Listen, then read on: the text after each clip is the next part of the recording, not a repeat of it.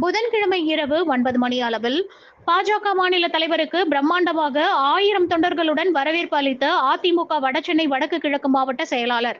சென்னை கொடுங்கையூர் பகுதியில் பாரதிய ஜனதா கட்சியின் வடசென்னை மேற்கு மாவட்ட பெரம்பலூர் தொகுதியின் சார்பில் பொதுக்கூட்டம் நடைபெற்றது. இப்பொதுக்கூட்டத்திற்கு பாரதிய ஜனதா கட்சியின் மாநில தலைவரும் சட்டமன்ற உறுப்பினருமான நயினார் நாகேந்திரன் தலைமை வகிப்பதற்காக காரில் வந்தபோது அவருக்கு அதிமுகவின் சார்பில் அதிமுக வடசென்னை வடகிழக்கு மாவட்ட செயலாளர் RS ராஜேஷ் தலைமையில் 1000க்கும் மேற்பட்ட அதிமுக தொண்டர்கள் வழிநெடுக பிரம்மாண்டமாக வரவேற்பு அளித்தனர்.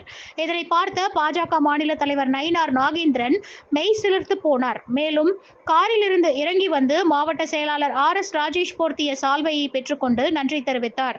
இதனைத் தொடர்ந்து மேடையில் அதிமுக மாவட்ட செயலாளர் முருகன் மற்றும் வேலுடன் உள்ள வெண்கல நினைவு பரிசினை கொடுத்தார். இதனை பாஜக மாநில தலைவர் மகிழ்ச்சியுடன் பெற்றுக்கொண்டார்.